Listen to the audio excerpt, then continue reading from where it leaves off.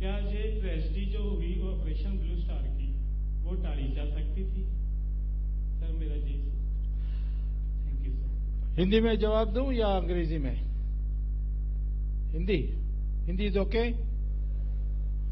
नहीं, देखा ऐसा है कि पहले बात समझ लीजिए कि समस्या क्या थी। समस्या थी ये थी कि भिंडरावाला, जो मेरा व्यक्तिगत जो अनुभव है और प्रत्यक्ष मैंने जो देखा, वो धर्म का प्रचार कर रहे थे, वो नारकोटिक्स के विरुद्ध में बोल रहे थे और ऐसे सामाजिक विषयों जिससे पंजाब में समस्या पैदा हो रही थी उसके बारे में बोल रहे थे। जरूर वो निश्चित तौर पर क्योंकि 35 साल के ही थे तो थोड़ा जोशीला भाषा में बोलते थे। अब हरकिशन सुरजीत सीपीएम के जो थे, उन्होंने सोवियत यूनियन को साफ कहा कि कम्युनिज्म का फ्यूचर खत्म हो जाएगी यदि ये पंजाब धार्मिक रास्ते में चले जाएगा।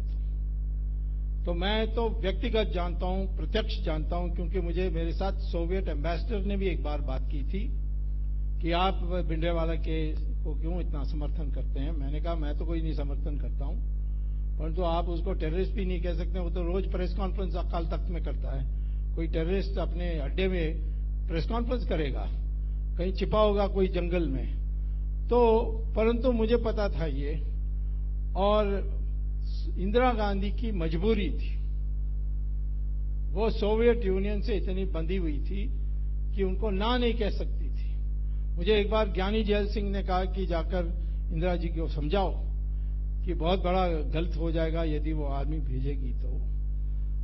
तब मैंने इंदिरा गांधी से बात भी की थी, लेकिन वो जो पीछे जो सोवियत यूनियन का जो दिमाग था कि एक तो इस धार्मिक प्रचार को होने नहीं देना है, क्योंकि हरकिशन सुरजीत इस पर बड़े जोर लगा रहे थे, और दूसरा था कि इस पंजाब की जो लोगों के, खासतौर पर सिख लोगों को कमजोर कर देंगे तो जो हमारी लड़ने की शक्ति है वो भी दुर्बल हो जाएगा।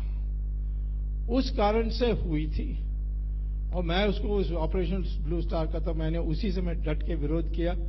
सारे हिंदू मुझसे नाराज हो गए थे, मुझे चुनाव भी हारना पड़ा, और परंतु परवाह नहीं। लेकिन यह है कि मैं सबको, ये हमारे देश में मैं अपने भाषणों में कहता हूं कि देखिए ये जो मीडिया है इसमें जो भी बातें आती है इसकी दोबारा सोचने की आवश्यकता है। कई चीजें आ जाती हैं जिसमें ये मीडिया में डाला जाता है जिससे हमारी जो दृष्टिकोण बदल जाए। और हमें अपने, आज हम पाकिस्तान से बात करते हैं तो लोग हमसे बहुत नाराज हो जाते हैं, हमारी पार्टी से। हम तो कहते हैं देखिए कृष्ण भगवान ने महाभारत के टाइम पर दुर्योधन के पास जाकर कहा कि अब ये क्या युद्ध करने की जरूरत है, 5 गांव दे दो और राज रख लो। तो सारे लोग, द्रौपदी, सब नाराज हो गए थे कृष्ण से। तो कृष्णा ने कहा कि मैंने दुनिया को दिखाने चाहता था कि ये इतना अनरीजनेबल आदमी है, ये 5 गांव भी देने के लिए तैयार नहीं है, तो युद्ध के बड़ा विकल्प में और कुछ नहीं है। आज पाकिस्तान के साथ हम उसको 4 टुकड़ा करना है तो भूमिका बनाना है।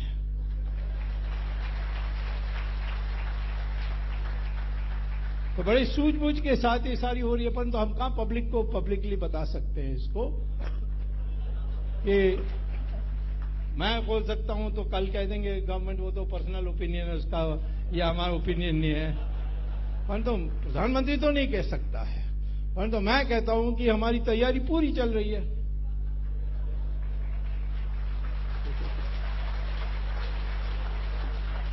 तो वैसे ही मैं आपको कहता हूं कि ऐसे बातें अब इतनी प्रचार हो गई।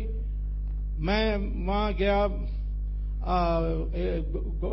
अकाल तख्त में, जब मैं बाहर आया तो एक जो एडिटर है वो क्या, शेखर गुप्ता, हाँ, उसने मुझे पूछा आपने हथियार देखे? मैंने कहा मैं तो हथियार देखने के लिए गया नहीं, तो सवाल ही नहीं उठता कि मैंने हथियार देखा कि नहीं। तो उन्होंने पेपर में हेडलाइन, स्वामी कहता है कि गोल्डन टेम्पल में कोई हथियार नहीं है। सारे लोगों ने सोचे ये पागल आदमी है, ये कैसा कह सकता है, ये मेरी बदनामी हुई।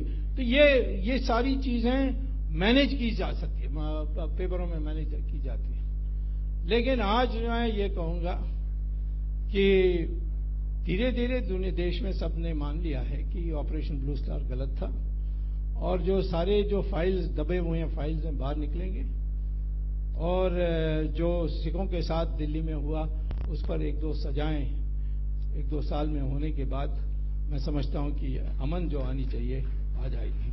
तो ये Thank you so much, sir.